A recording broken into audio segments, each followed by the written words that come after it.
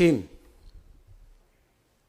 여러분, 정말로 쉬고 싶지 않습니까?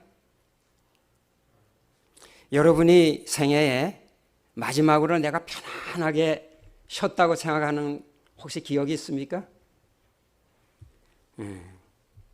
이 불교는 수행과 명상을 통해서 인간에게 쉼을 가르치려고 합니다. 티베트 장 낄릉 림포체라는 사람이 쉼의 기술이라는 책을 썼는데 그 책의 내용을 보면은 현대인들에게 무엇보다 필요한 것은 쉼이다. 전통적인 불교 명상이 목표로 하는 해탈은 곧 모든 것 속에서 가장 깊이 쉬는 것이기에 림포체는 전통적인 불교 명상을 현대인에게 적합하게 재해석한 7가지 그 방법을 가르쳐 준 것이 바로 이 책이라고 합니다. 근데 천주교는 교회 조직을 통해서 그 인간의 현세와 또 사후를 교회가 제공하는 것으로 해서 교인들에게 믿게 해서 그들에게 마음의 평안을 주므로 쉼을 주려고 그렇게 하는 것이 천주교입니다. 이 천주교는 이렇게 전도 안 해도 사람들이 그 시스템을 딱 보고 나면은 그 마음 편안한 것 때문에 거기에 귀속하게 됩니다. 알고 보면 이 참 쉼을 줄 수 있는 교회가 으뜸교회라고 할 수 있겠습니다. 우리 재림교회는 안식일을 중요 교리로 가르치고 있지만은 안식일이 계명상 옳은 진리라는 것을 많이 강조해 왔습니다. 그러나 백성들에게 쉼을 제공하기보다는 안식일 교리를 제공하기에 더 바쁘지 않았나 이런 생각을 좀 해봅니다. 그래서 이번 과정 공부는 안식일 교리를 제공하기보다는 그 쉼을 주제로 가르치려고 하는 것이 이번에 과정책이 아닌가. 그래서 그 의의가 좀 있다고 이렇게 생각이 됩니다.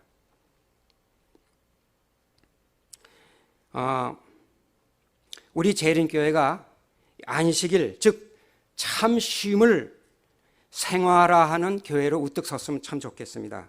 그래서 현대 생활에 지친 그 인생들이 무거운 짐을 다 내려놓고 이 쉼을 제공할 수 있는 교회로 널리 알려졌으면 참 좋겠습니다. 그렇게 되려면 이 소속되어 있는 우리 교인들이 이 쉼을 누리며 행복한 모습을 세상에 알려야 하지 않겠습니까? 재림교회들이 항상 바쁘고 삶에 지쳐 있는 모습을 하고 있다면 누가 부러워하겠습니까? 이 성경의 가장 멋진 쉼의 한 장면을 꼽으라면 여러분 바로 이 장면일 것입니다. 저는 이 장면을 무척 좋아합니다. 여러분 여기 예수 너무나 멋진 사나이 아닙니까? 그 초인간적인 자연의 들어옴에 전혀 동요하지 않은 이 모습, 어느 인간이 저렇게 할 수 있을까요? 정말 쉼의 끝판왕입니다. 근데 이 예수님이 신이기 때문에 저렇게 할 수 있었을까요? 그 비결이 뭘까요? 우리 끝까지 제 얘기를 들으시면은 그 결론 부분에 가서 우리가 예수님이 무슨 비결로 이렇게 할 수 있었는지를 우리가 알게 될 것 같습니다. 오늘 이 과정부 시간이 짧기 때문에 거기 나오는 모든 소식을 하나로 이렇게 묶어서 우선 소개하도록 하겠습니다. 오늘 공부 배우는 것은 참된 쉼을 방해하는 것을 우리가 어떻게 제거할 수가 있는가 하는 것이 오늘의 우리 과정 공부의 저겁니다. 그래서 거기서 우리 얘기하는 거는 검을 주러 왔노라. 일종의 갈등입니다. 그 다음에 이기심, 야망, 위선. 우리들에게 있는 많은 욕심과 많은 방해하는 것들이 있지만은 여기서 특별히 몇 가지만 샘플로 예를 들어서 이렇게 소개하고 있습니다. 이런 것들이 우리를 병들게 하고 우리를 피폐하게 합니다. 우리 인간들이 여기서 벗어난다는 것은 거의 불가능합니다. 이러한 인간의 오욕을 없애려고 수십 년간 명상과 혹은 금식 기도들을 합니다. 이 불교는 수년간 고행 혹은 수행을 한 후에 끝에 가서 해탈을 경험한다고 합니다. 근데 기독교는 해탈을 먼저 경험하고 그리스도인 생활을 시작하는 것이 기독교입니다. 이 불교는 노력으로 수행한 후에 오는 거지만은 기독교는 믿음으로 이루는 것이기 때문입니다. 근데 어떤 분들은 우리 기독교를 불교식으로 믿으려는 분이 종종 있는 것 같아요. 그건 잘못된 겁니다. 우리 분명히 깨달아 알아야 돼요. 특별히 우리 동양 종교에 젖은 우리들은 그렇게 되기가 쉬워요. 이 기독교를 믿으면서 불교식의 어떤 신앙을 가진 우리 자신을 보고는 깜짝깜짝 놀랄 때가 있어요. 여러분, 풍랑 속에서 그렇게 편히 잠자는 예수님을 생각해 봅시다. 그 예수님이 어떤 수행과 훈련을 해서 그렇게 했다고 생각하십니까? 아니면 예수님의 그 생각이 달라서 그렇게 할 수 있었다고 생각이 됩니까? 쉽게 얘기하면은 예수님이 뭔가 믿는 구석이 있어서 그런 겁니다. 그 생각이 무엇이겠습니까? 그게 바로 믿음입니다. 이 기독교는 한 번에 이 모든 것을 다 날려버리겠다고 그럽니다. 그래서 이 불도인들은 기독교를 잘 믿질 않습니다.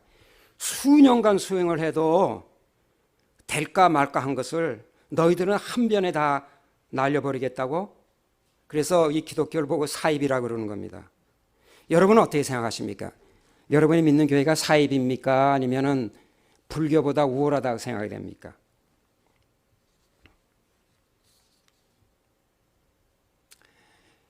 이 여기에 있는 것들을 잘막하게 소개하는 것만 하고 지나가겠습니다. 이 갈등, 검을 주러 왔느라.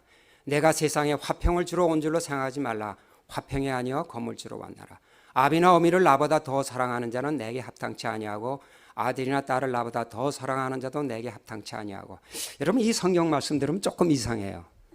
뭐가 이 부모를 사랑하고 식구를 사랑하는 게 뭐 죄악 시비하는 그런 것 같이 느껴지는데 그게 아니에요. 시간이 없어서 제가 이거를 설명할 시간이 없습니다만은 사실 간단하게 한마디만 하면 이렇습니다.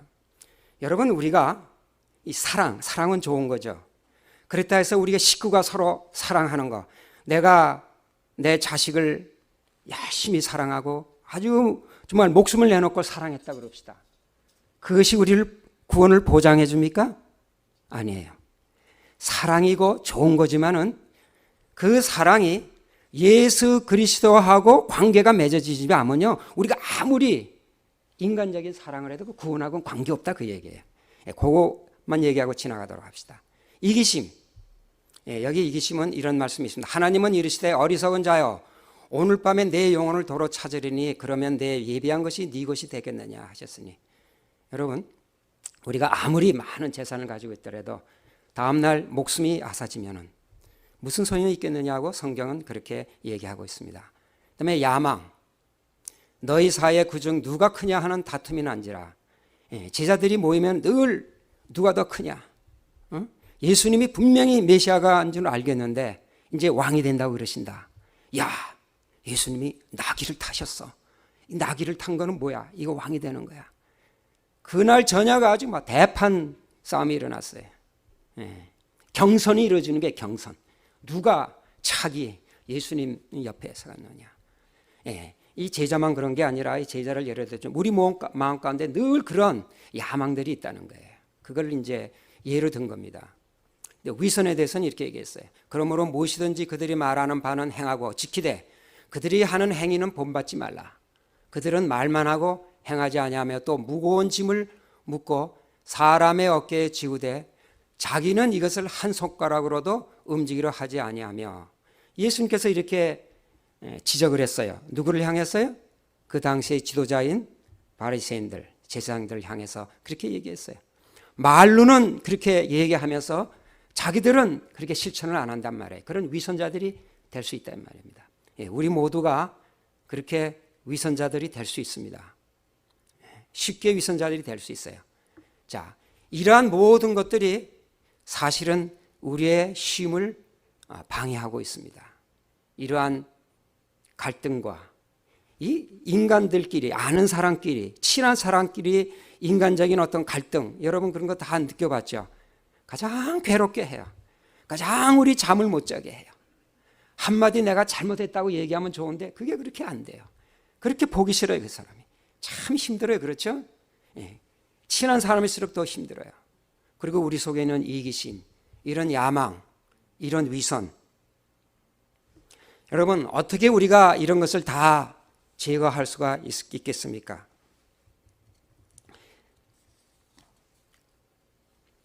이 과정 공부는 그것을 제거하는 방법으로 요한복음 14장 1절, 6절을 소개하고 있습니다. 이걸 결론으로 말씀하시고 계세요. 자, 이 결론을 우리가 잘 읽어보시고 여러분이 여기서 그 모든 욕심들을 한번 제거할 수 있나 한번 여러분 명상하시면서 다 같이 읽어보겠습니다. 다 같이 시작. 너희는 마음에 근심하지 말라. 하나님을 믿으니 또 나를 믿으라. 내 아버지 집에 거할 것이 많도다. 그렇지 않으면 너에게 일렀으리라. 내가 너희를 위하여 처소를 예배하러 가노니 가서 너희를 위하여 처소를 예배하면 내가 다시 와서 너희를 내게로 영접하여 나 있는 곳에 너희도 있게 하리라. 6절 가라사대 내가 곧 길이요 진리요 생명이니 나로 말미암지 않고는 아버지께로 올 자가 없느니라. 여러분 어떻습니까? 해탈을 하셨습니까? 완전히 이런 오욕, 욕심에선 벗어났습니까? 그렇게 돼야 돼요. 그렇게 안 되면 뭔가 잘못된 거예요. 그리고 이 과정 공부는 결론적으로 이렇게 저희들에게 안내하고 있습니다.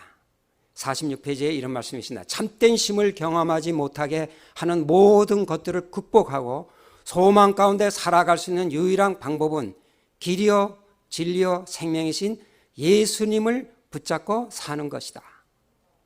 예수님을 붙잡고 살면은 우리에게 그 모든 그러한 욕심에서 우리가 벗어날 수 있다고 그렇게 소개하고 있습니다. 그 다음에 47페이지엔 또 이런 말씀이 있습니다. 중요한 것은 우리가 어떤 상황 가운데 있든지 얼마나 상처 있고 얼마나 망가졌고 얼마나 비참한 형편에 놓여 있든지와 상관없이 이 모든 상황에도 불구하고 그분께서 우리를 받아주실 줄로 믿고 하나님 앞으로 나아오기로 결심하는 것이다. 이것이 바로 은혜이며 우리가 믿음으로 간절히 구하기만 한다면 이 모든 것이 우리에게 주어질 것이라고 믿어야 하는 이유이다.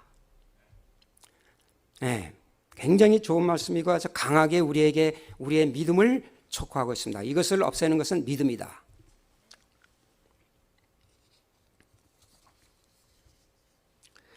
근데 여러분 어떻습니까?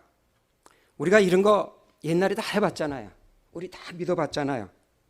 근데 이게 잘 안 되는 부분이에요. 그렇죠?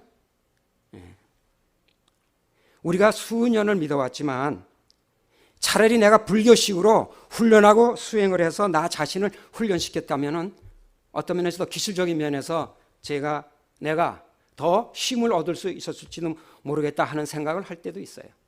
그래서 사실 그런 거 좀 우리가 노력도 해봅니다. 명상도 해보고 그렇게 해봅니다. 근데 그게 그렇게 잘 안 돼요. 우린 더 안 되는 게 이 성경을 배웠기 때문에 더 안 돼요. 예수님을 붙잡고 살아왔지만은 아직 우리는 두려움, 갈등, 이기심, 야망, 위선이 그대로 있습니다. 왜 그럴까요? 우리 이 요한복음 14장에 그 해답이 있더라고요. 우리 그 요한복음 14장을 좀 6절 말고 그 이상 한번 더 읽어봅시다. 자, 이 요한복음 14장을 보니까 요한복음 14장 1절에 예수님께서 이렇게 말씀하셨어요. 너희는 마음에 근심하지 말라. 하나님을 믿으니 또 나를 믿으라. 그렇게 전제를 하셨어요. 근심하지 말라. 그리고 거의 마지막에 가서 14장 27절에 또 이렇게 말씀하세요. 평안을 너에게 끼치노니 곧 나의 평안을 너에게 주노라. 내가 너에게 평안을 준다. 내가 너에게 주는 것은 세상에 주는 것하고 같지 않아. 너희는 마음에 근심도 말고 한마디로 하세요. 두려워하지도 말라. 이렇게 강하게 결론적으로 이렇게 얘기를 하셔요. 자, 이 얘기는 무슨 얘기예요? 1절서부터 26절 사이에 뭔가 예수님께서 그럴 만한 이유를 우리에게 말씀하셨다는 게 분명해요. 그렇습니까? 그게 그래요. 예수님께서 전제를 하시고 열심히 가르쳐 주시고 마지막 결론적으로 이 말씀을 하신 거 보면은 분명히 그 사이에 무언가를 우리에게 강하게 말씀하셨다는 것을 우리가 알 수가 있어요. 그게 뭘까? 우리 몇 절을 우리가 시간이 있는 대로 좀 살펴보겠습니다. 먼저 6절. 예수께서 가라사대 내가 길이요 진리요 생명이니 나로 앉지 않고는 아버지께로 올 자가 없느니라. 여러분 이것을 어떻게 읽습니까? 우리는 이렇게 읽지 않습니까? 예수를 믿으면 아버지께로, 다시 말하면 구원을 얻는다. 다시 말하면 아버지가 계신 천국에 갈 수 있다. 우린 그렇게 읽지 않습니까? 아, 예수를 믿으면, 잘 믿으면 아버지께로 갈 수가 있겠구나. 여러분, 만약에 예수를 믿어야 구원 얻는다고 이렇게 여러분이 읽는다면 뭔가 잘못 읽은 겁니다. 이게 그런 뜻이 아니에요. 인간이 하나님을 자기 아버지로 받아들이고 깨닫게 하기 위해서는 예수님의 희생을 이해해야 아버지를 아버지로 받아들이시다는 얘기가 참 뜻이에요, 여러분. 어떤 장소를 통해서 장소로 옮기는 게 아니에요. 아버지께로 올 자라는 것은 그 아버지를 아버지로 깨달아야 아버지께 가는 거예요. 아버지가 있는 곳에 가는 것이 아니라 아버지를 이해하는 게 아버지께로 가는 거예요. 그래서 그 아버지를 아버지로 받아들이는 게 그 아버지께로 가는 게 그 참뜻 아니겠어요? 그게 예수님의 참뜻이었어요. 무슨 얘기냐? 즉 아버지가 그 독생자 예수를 보내신 행위를 통해서 그 보내신 아버지가 어떤 성품의 소유인 자를 알게 된다는 것이에요. 아버지를 보지는 않았지만 보낸 선물을 보니 보내신 자의 성품이 어떠한지를 알게 된다, 이 말씀입니다. 알고 보니 자식을 구하기 위한 그 어미의 엄청난 행위임을 깨닫게 되었어. 그래서 예수를 통해서 아버지를 만나게 된다는 거예요. 그래야 그것이 바른 해석입니다, 여러분. 우리 믿음이 예수님에게서 그치고 아버지를 만나지 못하면 그 믿음은 죽은 믿음이 되고 맙니다. 다시 한번 제가 읽겠습니다. 우리의 믿음이 예수님에게서 그치고 아버지를 만나지 못하면 그 믿음은 죽은 믿음이 되고 맙니다.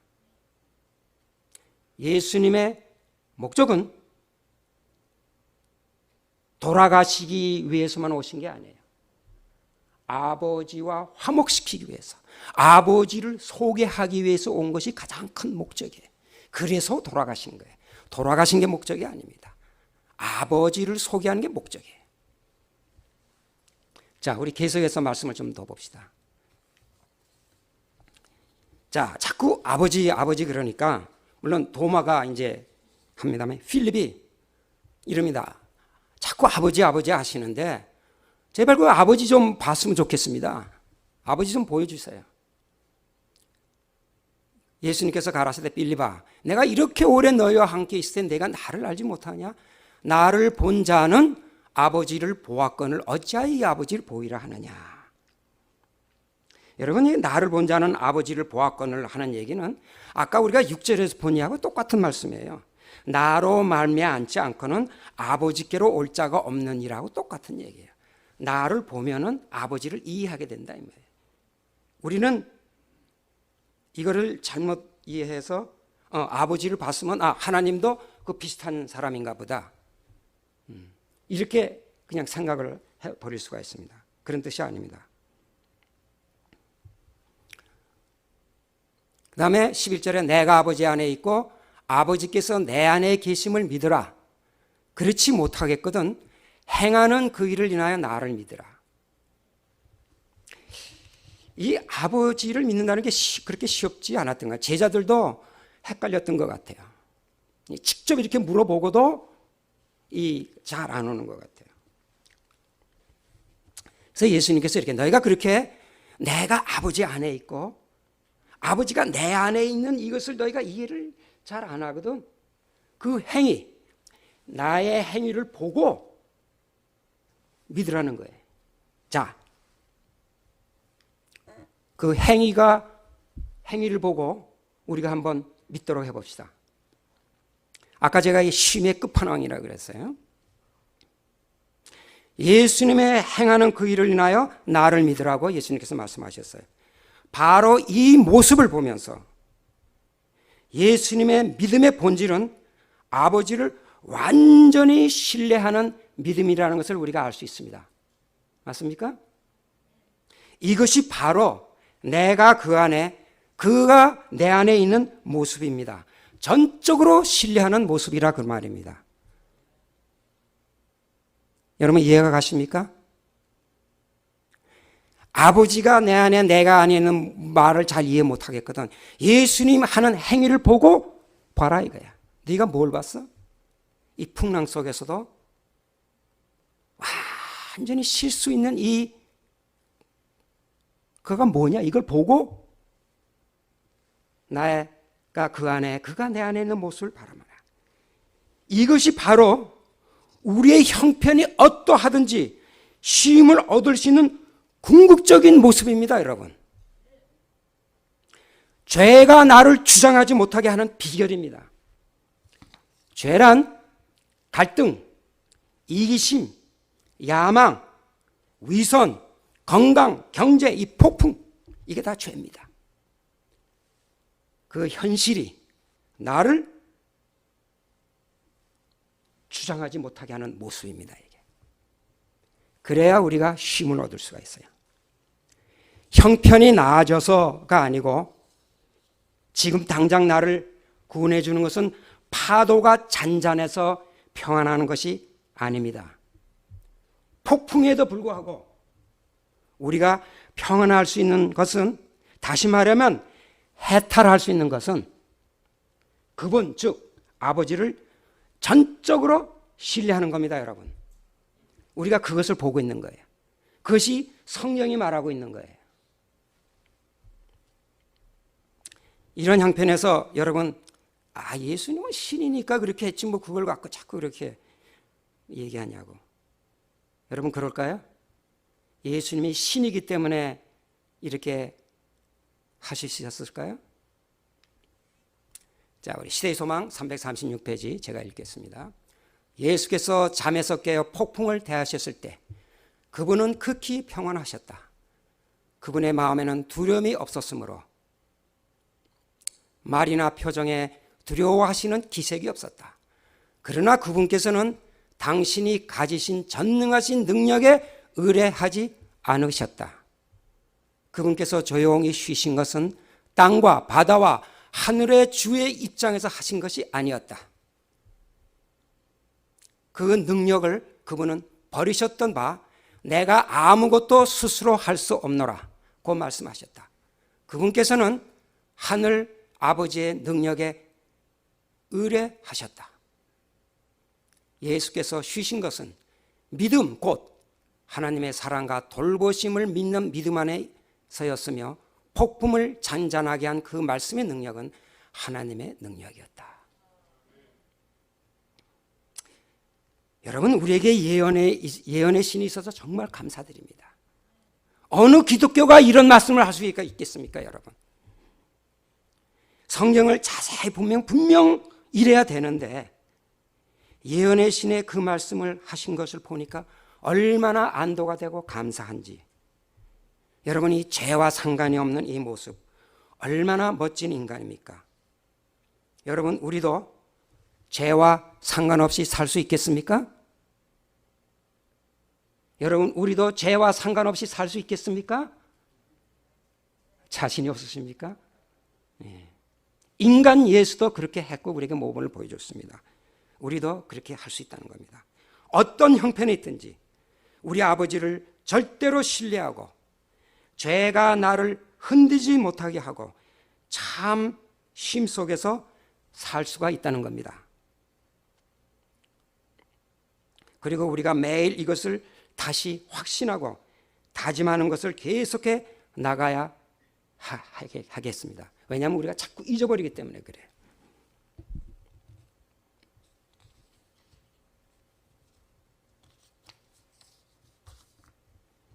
자, 이것을 생각하면서 우리 이 예수님께서 마지막으로 우리에게 주신 말씀을, 왜 예수님께서 이 말씀 그렇게 강하게 말씀하신 나를 한번 우리 저를 따라 읽어주시기 바랍니다.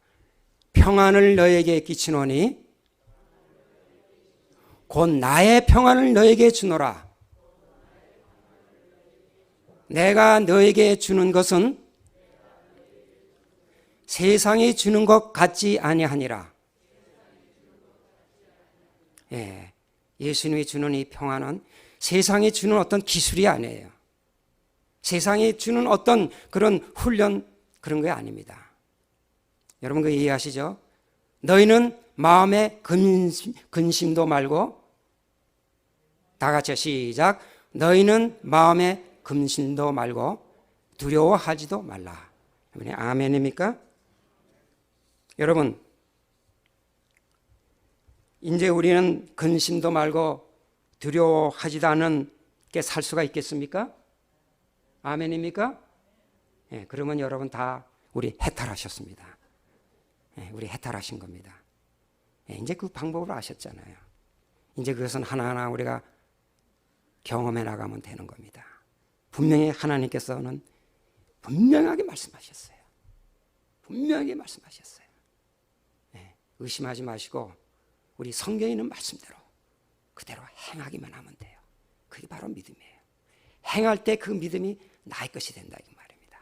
여러분 이 말씀을 우리 상기시키면서 우리가 이번 가을을 통해서 우리가 참 힘을 획득하는 도사들이 되기를 바라면서 오늘의 가정 공부를 마치도록 하겠습니다.